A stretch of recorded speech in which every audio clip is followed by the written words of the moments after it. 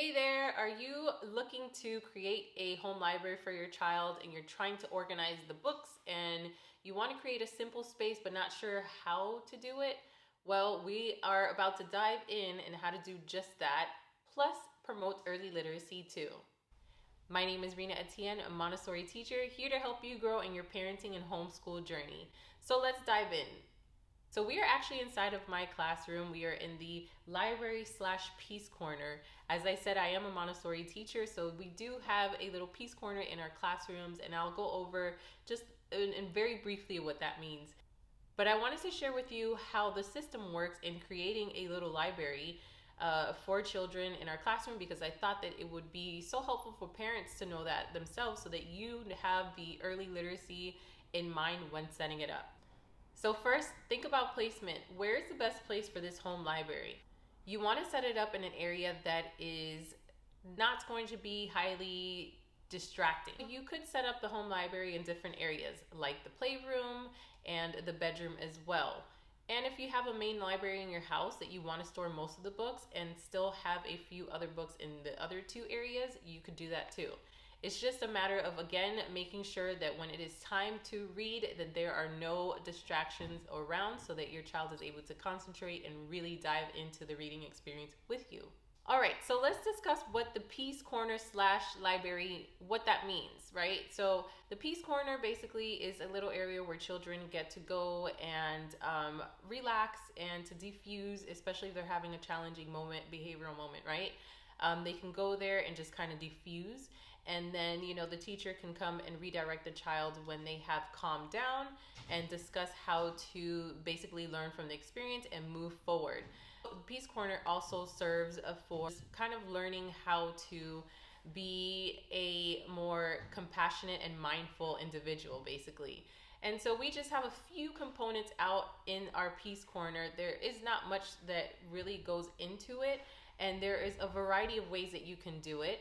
But we just basically have a few elements that just remind us of what peace means, and also that helps us kind of calm down, right? So you have, for instance, a little lava tool that when they sit through it, they sit and they get to kind of concentrate and get distracted and look at the little bubbles go down, right? So this is just one little simple tool that you can use to help distract your child, and they will actually love this.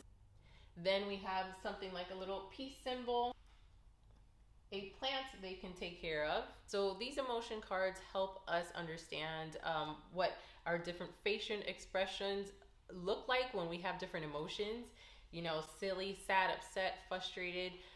This is great to help build vocabulary with your child. So when they are going through any kind of, these emotional moments, they will be able to learn the correct word with this emotion and help express their emotions easier by understanding what the word means and what the frustration feels like and how to say it, right? So that is what these cards are for. You can have a few natural elements out, like crystal rocks and things like that. You can collect them in a nature walk. So it's really up to you what you put in your Peace Corner at home. It would be good to kind of just make sense to your parenting style and to your home environment.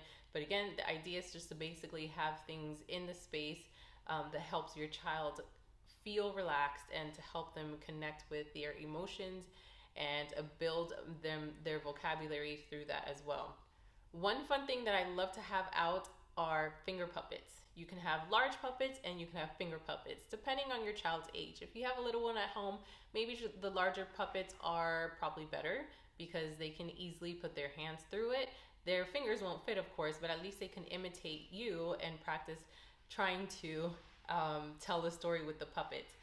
And as your child gets older, you can use finger puppets like these, and they basically just slip their little finger through here and they'll put all the different characters and you can make a story with the characters, right? So this is a great early literacy activity and an easy way to help, again, strengthen your child's use of vocabulary and to also kind of get the imagination going as well. Just storytelling and putting all of our thoughts together to be creative and give an imaginative story takes time and You definitely want to encourage your child to do that as much as possible. So little puppets are an easy way to do that.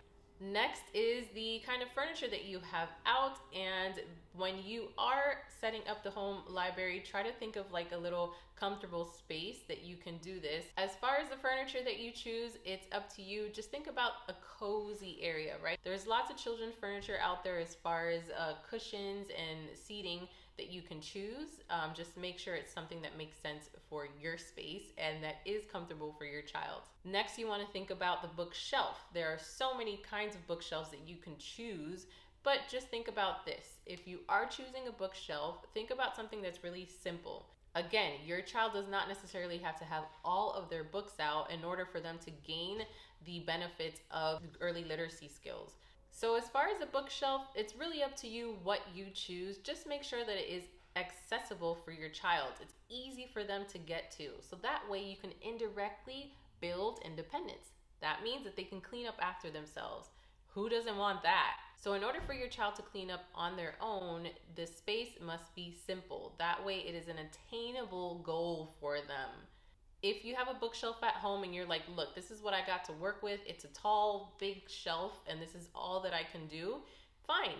What you can do is actually leave all of the books that your child is going to use on the bottom shelf, and the rest of them you can separate for later use. So that way only just the bottom shelf is being used.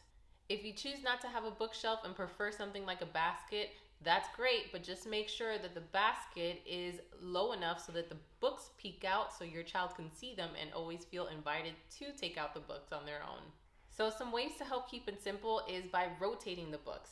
Again, because if you have a lot of books out and you have a space to put all of the books that your child is not going to use and some of them out on the bookshelf, then what you're going to do is the books that are on the bookshelf, you're going to rotate them. You can rotate them based on theme, dinosaurs, flowers, butterflies. You can rotate them based on seasons, summer, winter, fall. You can rotate them even on holidays.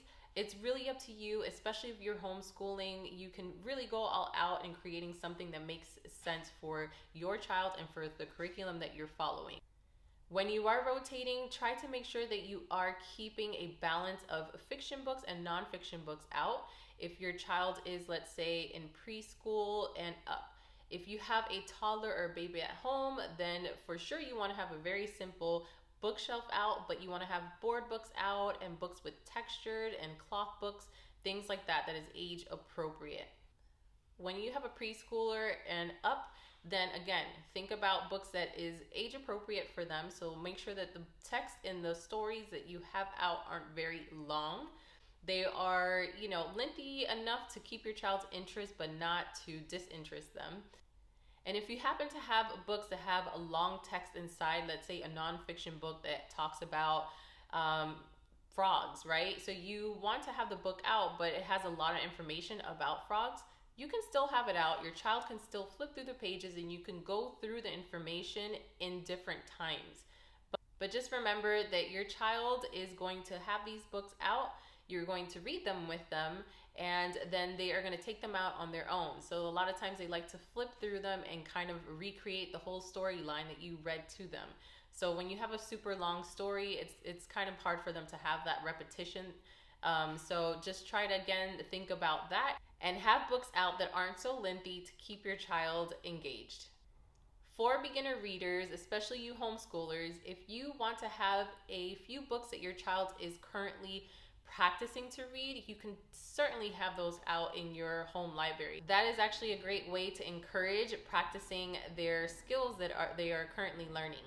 And the last tip is just keep in mind that when you are setting up this home library, this is a space that you are going to spend some time with your child and read with them and encourage early literacy as much as possible through storytelling and also conversation. So those are simple ways of how to create a home library that will encourage early literacy at home and your child will love and gravitate to. I hope this information has been helpful. And remember, if you want to stay tuned on all the insight here at A Little Room to Grow, be sure to subscribe below.